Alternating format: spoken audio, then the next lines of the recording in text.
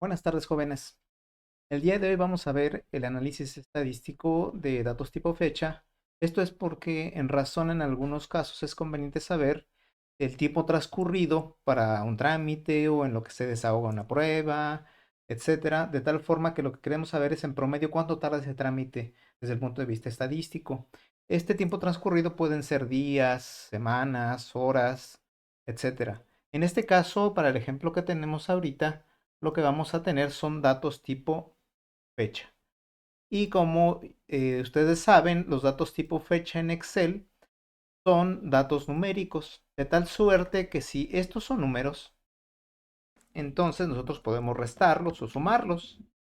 En este caso, para saber el tiempo transcurrido entre el pago y en este caso una infracción, vamos a restar este menos este y aquí nos va a dar un número, ¿ya? Que es el tiempo transcurrido. Entonces vamos a ponerle aquí que estos son los días transcurridos, ¿de acuerdo? Ahora vamos nosotros a copiar esta fórmula para que no lo calcule para todos nuestros casos que vamos a analizar. Entonces el análisis estadístico en este caso lo vamos a hacer sobre estos días transcurridos, que es lo que nos interesa saber. ¿De acuerdo? De aquí en adelante el proceso es el mismo que ya habíamos visto para los datos numéricos, pero ahora lo que vamos a tratar estadísticamente es lo que está en la columna C. Bien, ahora vamos a iniciar nuestro análisis estadístico con nuestras medidas de amplitud. Y nuestras medidas de amplitud es el total de datos, el mínimo, máximo, rango y la suma. Vamos a aplicar formato.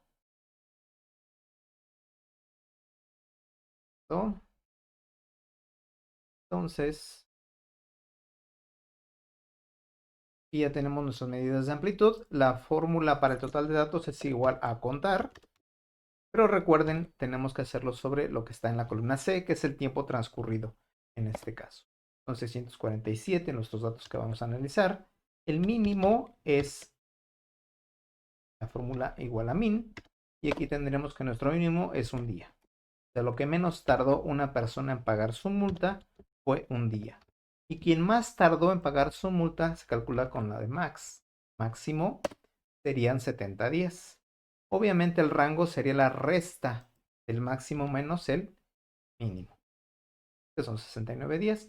Y la suma, que en este caso, pues como ya habíamos comentado antes, muchas veces este indicador, este descriptor estadístico, no es significativo. En este caso no es precisamente significativo porque esta cantidad, 3.380 días, fue lo que se tardaron todos en pagar la multa de estos datos. Entonces, bueno, saber esto tal vez no sea muy significativo, pero lo vamos a dejar, ¿verdad?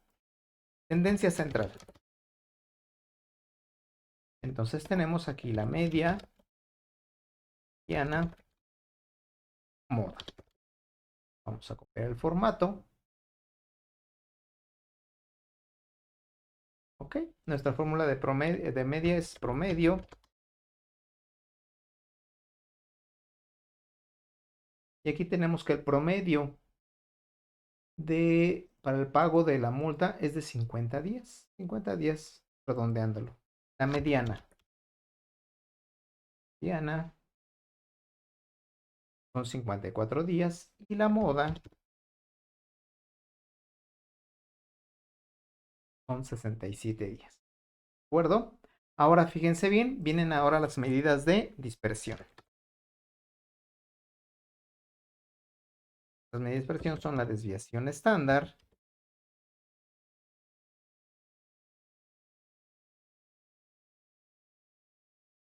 la media menos la desviación estándar,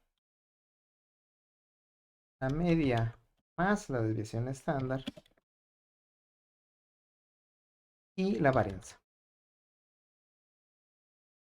Igual vamos a poner formato, ¿de acuerdo?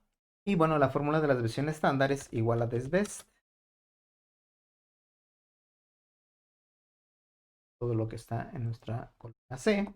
Y tenemos que la desviación estándar aproximadamente es de 17 días. Y esto toma sentido si a la media le restamos la desviación estándar y a la media le sumamos la desviación estándar, con lo cual quiere decir que estos ciudadanos, en promedio la mayoría pagó entre los 33 y 67 días. ¿De acuerdo? Que fueron cuando la mayoría hizo su pago. Y la varianza igual a var, todo lo que está en es, ya sabemos, el cuadrado de la desviación. Bien, ahora vamos a obtener nuestros datos de frecuencia. ¿De acuerdo? Entonces, vamos a poner, en este caso, si se fijan, son 69 clases, ¿de acuerdo? 70 clases. Entonces, lo que vamos a hacer es agrupar estas clases. Entonces, vamos a tener unos límites inferior,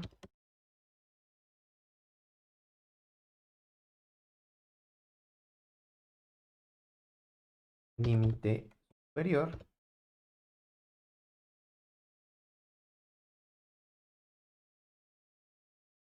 nuestra frecuencia, en este caso, absoluta,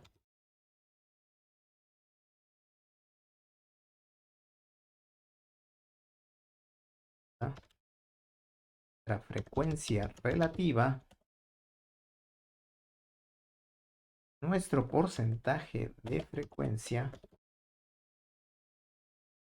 la frecuencia acumulada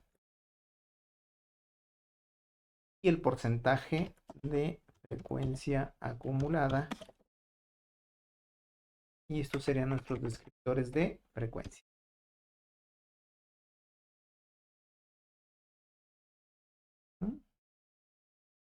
Igual vamos a aplicar formato por aquí. ¿De acuerdo? Y vamos a generar nuestros límites inferiores y superiores. Entonces, nuestro primer límite va a empezar en 0 y va a terminar en 10. Y te va a empezar en 11. Va a terminar en 20. Que sigue en 21 y va a terminar en 30. Y así sucesivamente. ¿De acuerdo? Hasta llegar a nuestro límite superior.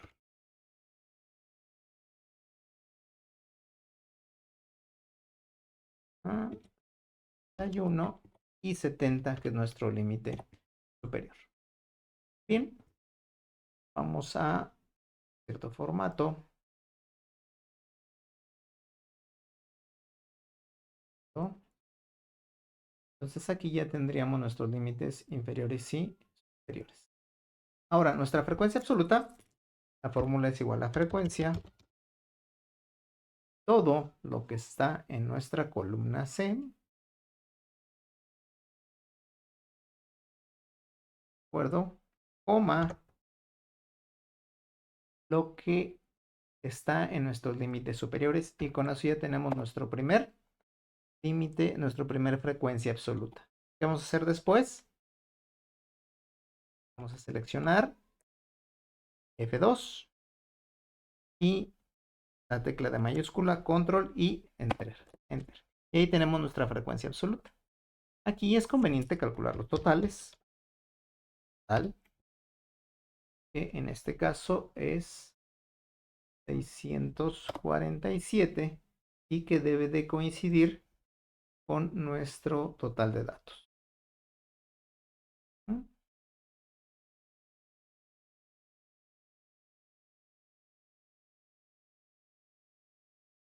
Bien, entonces fíjense bien. Ahora, la frecuencia relativa, ¿cómo la vamos a calcular? Bueno, igual a lo que está en la frecuencia absoluta sobre lo que está en nuestro total. ¿De acuerdo? Esta sería nuestra frecuencia relativa.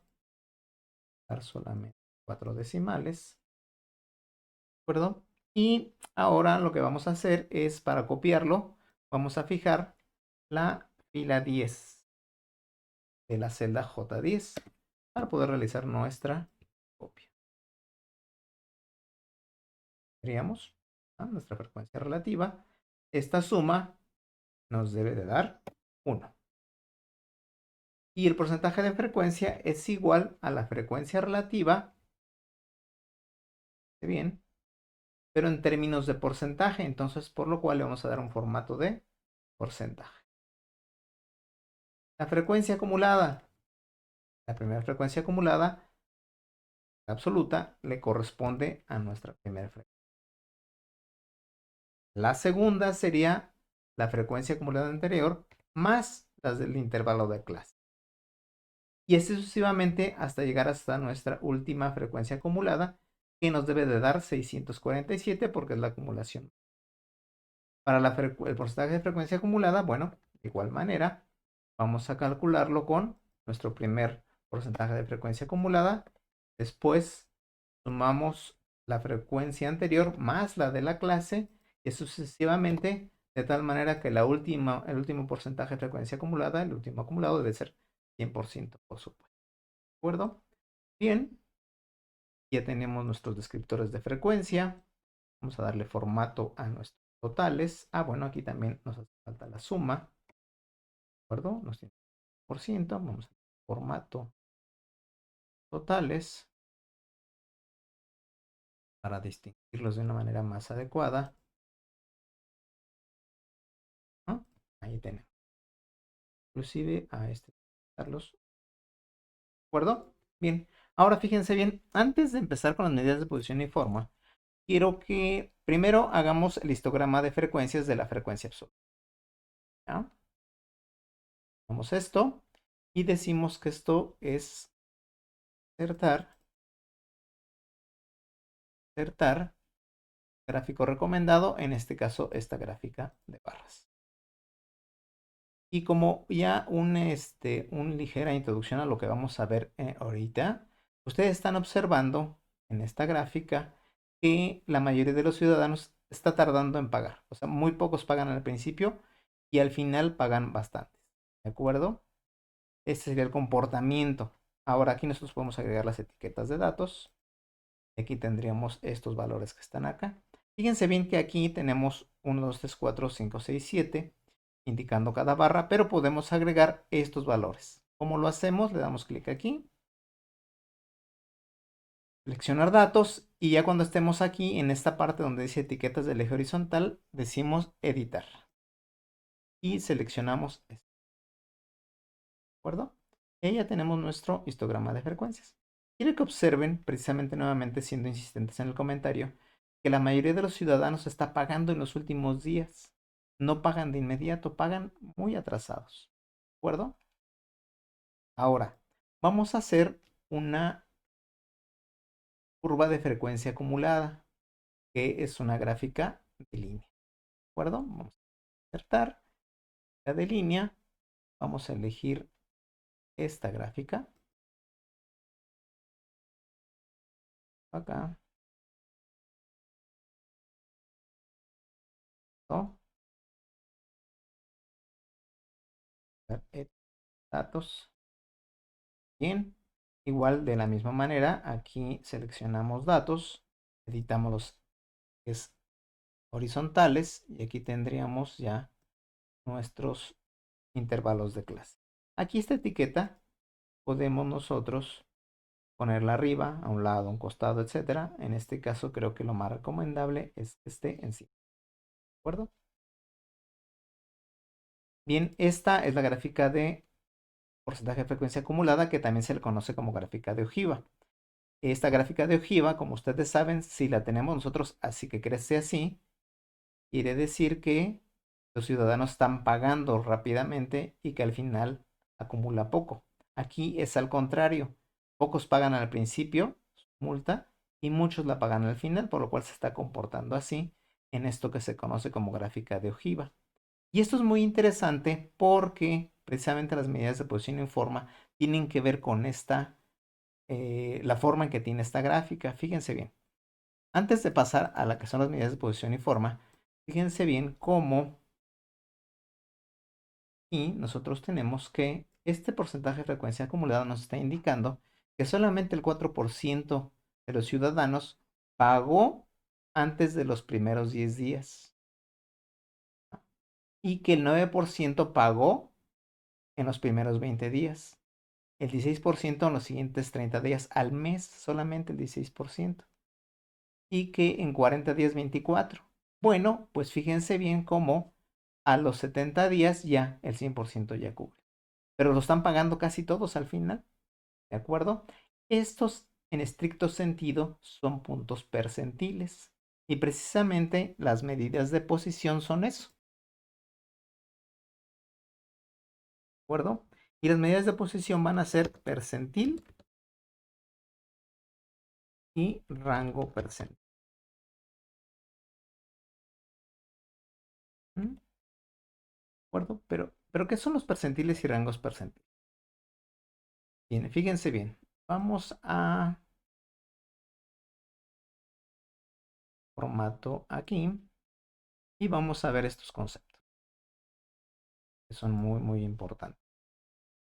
Bien, fíjense bien. Aquí nosotros vamos a tener que los percentiles y rangos percentiles son medidas de posición. Las medidas de posición tienen como finalidad comparar un punto en este caso porcentual, por eso se llama percentil, o una clase, que sería el rango percentil, con respecto al grupo de referencia al que pertenece, o sea, es con respecto al todo. Estas medidas relativas son utilizadas para señalar puntos de interés que el investigador considere importantes. ¿De acuerdo? ¿Cuáles son esos puntos de interés? Bueno, cada investigación estadística va a tener sus propias peculiaridades al respecto. Por ejemplo, si yo hiciera un examen, si yo aplicara un examen, un punto percentil importante para mí, si la calificación aprobatoria es 6, es cuántos sacaron menos de 6, qué porcentaje sacó menos de 6. Y puede ser, si digo, el 90% sacó menos de 6, estaríamos diciendo que les fue muy mal. Y si decimos que solamente el 4% sacó menos de 6, 59 hacia abajo, quiere decir que a la mayoría le fue muy bien. ¿De acuerdo? Bueno, entonces, vamos a ver. Los percentiles son 99 percentiles. Aquí los tenemos, uno de cada uno. Y sirven para señalar qué porcentaje de clases dentro de nuestra colección de datos superan determinado punto, que es precisamente cuántos acreditaron. Si la calificación es de acreditación es 6. Bien, entonces vamos a tener 99 puntos percentiles. El percentil 100 no existe porque carece de... Conforme nos vamos acercando al número 100, van perdiendo significancia. ¿Esto qué quiere decir? Por ejemplo, si yo les aplicara un examen, volviendo al ejemplo del examen, les digo, todos ustedes sacaron de 100 para abajo. Calificación sacaron de 10 para abajo. ¿Ya? Pues eso, aunque ni se aplique el examen, pues ya sabemos que todos van a sacar de 10 para abajo, entonces no tiene caso. Así todos sacaran 12 y 13 y 4, todos sacaron de 10 para abajo. Y si sacaran 8, 9 y 10, la mayoría, igual es de 10 para abajo. Entonces, llegando al punto percentil 99, acercándose al 100, pues CARE ya va perdiendo sentido. Entonces vamos a tener que este es el punto percentil 1, este es el punto percentil 2, 3 y así sucesivamente. Este sería el punto percentil 11, el 12, el 13, este sería el punto percentil 44, ¿de acuerdo? Y dentro de los puntos percentiles hay percentiles especiales, que son los deciles y los cuartiles. ¿Los deciles cuáles son? Ah, bueno, el primer decil es el percentil 10, el percentil 20 es el decil 2, el percentil 30 es el decil 3 y así sucesivamente. Estos deciles lo que hacen es dividir nuestro 100% en 10 partes. ¿Ya? El último decil es el decil 9, no hay decil 10, ¿de acuerdo? Y estamos dividiendo de 10 en 10, digamos, ¿de acuerdo? Y los cuartiles es cuando nosotros dividimos nuestro 100% en 4, de tal manera que nuestro primer cuartil es el 25%, que sería este.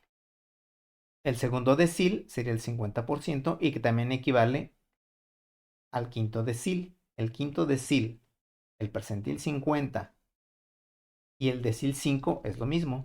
Todos son percentiles. Estos deciles y cuartiles, digamos, son nombres especiales en los que se les dice. Entonces, ¿qué sucede? Cuando nosotros queremos saber un percentil, lo que nosotros decimos es el porcentaje al que llegó cierta clase. Y el rango percentil es al contrario.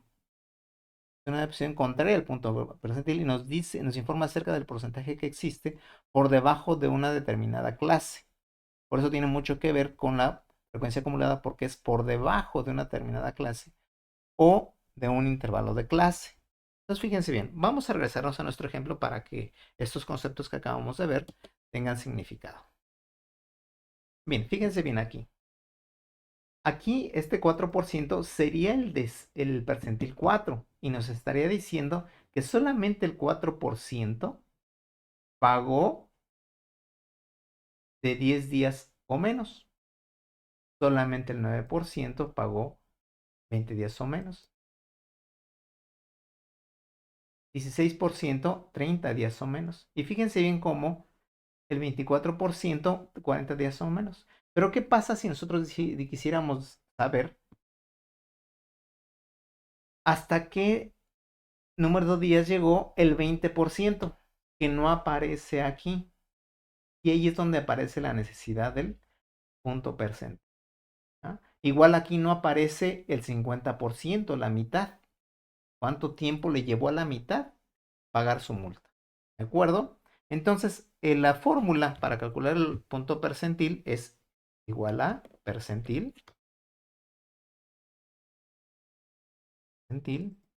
todo lo que está en nuestros, todo lo que está en, ¿sí? Y aquí vamos a asignarle un valor. En este caso le voy a poner, por ejemplo, el 20%. ¿De acuerdo? ¿Mm? Y aquí nos está diciendo, fíjense bien, el 20%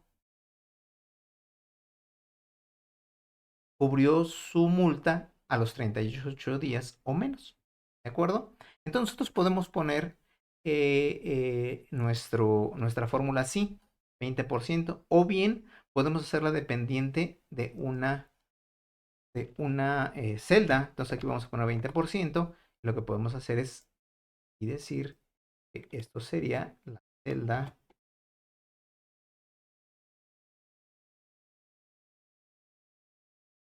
E18.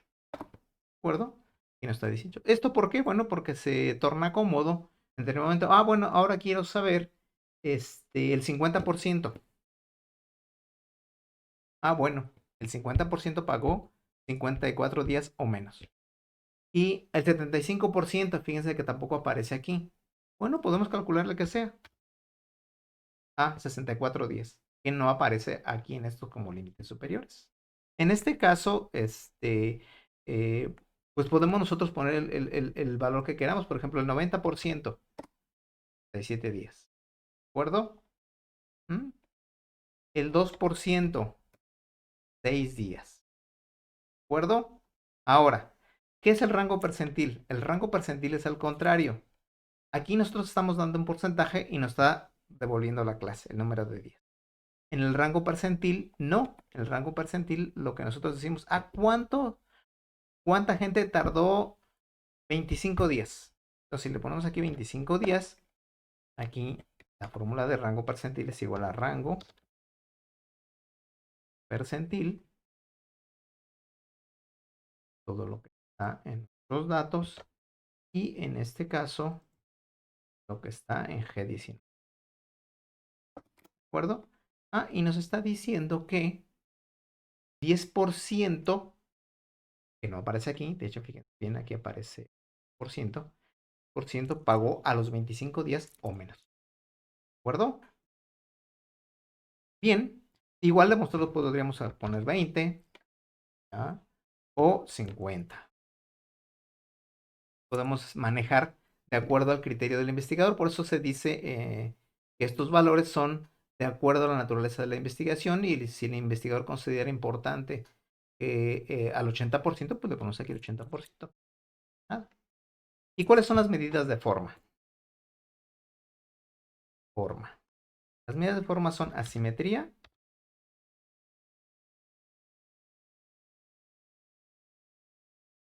y kurtosis.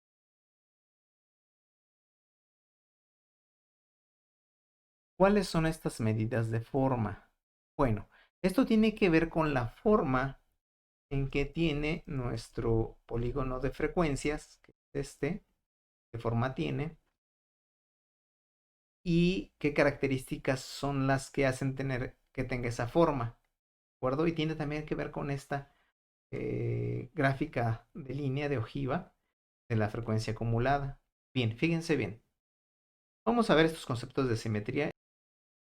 Entonces, la asimetría, ¿ya? Se dice que una curva es simétrica si al doblarla, hipotéticamente, a partir de la media, sus dos lados coinciden. De hecho, la simetría es un concepto teórico. En la vida real no existe. Entonces, por eso la medida es asimetría. Entonces, si una curva no cumple con esta característica, es asimétrica. Entonces, la mayoría van a ser asimétricas. Pero hay dos formas muy particulares. De hecho, son tres. Pero como les decía, la curva simétrica es teórica. ¿De acuerdo? Vamos a ver este ejemplo. Vamos a suponer que tenemos un equipo de fútbol. Solamente los titulares son 11 jugadores. Y tenemos que tienen estos pesos. Unos pesos muy específicos. Entonces, nuestros jugadores de fútbol, tenemos 5 que pesan 60 kilos, 2 pesan 65, uno pesa 70, 2 pesan 55 y uno pesa 50. Si nosotros doblamos esta gráfica a partir de la media, que en este caso es 60, pues es simétrica. Pero eso regularmente no es posible porque es difícil que un jugador pese exactamente 60 kilos, etcétera. Entonces, por el estilo. Ahora, pero si no es simétrica, entonces, ¿qué puede suceder? Bueno, lo primero que puede suceder es que nuestros datos estén cargados a un lado o a otro. En este caso, vamos a suponer que este equipo de fútbol tiene dos jugadores con 50 kilos, 5 con 55 kilos, 2 con 60, uno con 65 y uno con 70, lo cual quiere decir que estos jugadores son esbeltos, son delgados. ¿Ya? Y cuando nuestros datos se cargan a la izquierda con respecto a la media, que en este caso ya la media no es 60 como en el caso anterior, ya es 57.27. Entonces los datos, fíjense bien que aquí hay más, 5 más 2 son 7 y aquí solamente hay 4. Entonces a partir de la media los datos están cargados a la izquierda. Cuando eso sucede se dice que tenemos una simetría positiva. ¿De acuerdo? Ahora, una simetría negativa se da cuando los datos están cargados a la derecha. Entonces, en este caso tenemos un jugador que pesa 50, uno que pesa 55, dos que pesan 60, 5 que pesan 65 y dos que pesan 70. Entonces, en este caso, están cargados los datos a la izquierda, por lo cual se dice que tiene una simetría negativa. Como tip, es al contrario del eje cartesiano, la simetría negativa o positiva. O sea, si los datos se van hacia el eje positivo de las X, quiere decir que tiene una simetría negativa. Si se van a la parte negativa del eje cartesiano, quiere decir que tiene una simetría positiva. Como tip nada más. ¿De acuerdo? Entonces, bueno, ¿qué va a suceder? ¿Qué sucede con nuestro caso que estamos analizando? Los datos hacia dónde están cargados. Hacia la derecha. ¿De acuerdo? Los datos están cargados hacia la derecha. Entonces vamos a calcular la asimetría. Igual, la fórmula es, lo voy a ampliar para que lo vean. Igual coeficiente punto asimetría. ¿De acuerdo? Todo lo que está en C. Fíjense bien cómo nos está dando un valor de -1. ¿De acuerdo? Con lo cual está diciendo que está cargado a la derecha. Vamos a darle decimales. Bien. Entonces, aquí nos está indicando que está cargando a la derecha y el valor que nos está dando precisamente es negativo. ¿De acuerdo? Es totalmente negativo. Si este valor fuera positivo, sin ver la gráfica, nos estaría diciendo que los valores están acumulando al principio. ¿De acuerdo? Ahora, ¿qué es la kurtosis? La kurtosis determina el grado de concentración que presentan los valores alrededor de la media. En términos prácticos y digamos llanos, determina qué tan puntiaguda o qué tan aplanada es la gráfica del polígono de frecuencias con respecto a la distribución normal estándar. Básicamente se definen tres tipos de concentraciones según su grado: leptocúrtica, mesocúrtica y platicúrtica. Bien, entonces fíjense bien. Una curva leptocúrtica tendría picos altos aquí, por eso se dice que es punto. Una curva platicúrtica estaría aplanada. Y una mesocúrtica tendría una distribución similar a la distribución normal estándar. ¿De acuerdo? La curtosis tiene una relación indirecta con la desviación estándar. A mayor curtosis, menor desviación estándar. ¿De acuerdo? Entonces, fíjense bien, si el valor que nos ofrece la curtosis es negativo, quiere decir que es menor que la desviación estándar, normal estándar. Y si es mayor que 1, quiere decir que es leptocúrtica. ¿De acuerdo? Vamos a nuestro ejemplo. Fíjense bien que aquí estamos observando que aquí hay un pico importante, a diferencia de estos. Hay un pico importante. Entonces vamos nosotros a calcular con la fórmula que es curtosis, todo lo que está en acá. Tenemos que es 0.41, pero fíjense bien que es positiva, lo cual quiere decir que tiene picos esta gráfica. ¿De acuerdo? Fíjense bien. Si yo aplicara un examen y les dijera, jóvenes, su examen, su cortosis es positiva. Quiere decir que hay una calificación que predomina. Y si les digo su asimetría es positiva, ¿qué querría decir? Que están acumulando en las partes bajas, lo cual querría decir pues, que les fue muy mal. ¿De acuerdo? Es la forma de interpretar la kurtosis y la asimetría. Bien, y esta sería la manera en cómo en Excel primero tratamos datos tipo fecha. Estos datos tipo fecha podrían ser horas, ¿de acuerdo? O podrían ser, si por ejemplo, me refiero a horas en que si por ejemplo medimos un trámite, no sé, de otorgamiento de licencia de conducir, el ciudadano llega a determinada hora y se retira a determinada hora, bueno, también puede suceder. Entonces, el tiempo transcurrido ya no serían días, serían horas, minutos, inclusive tal vez segundos, dependiendo. Pero también Excel puede manejar las horas como datos numéricos, porque todo aquello que es fecha u hora son números también. Bien, pues les agradezco mucho su atención.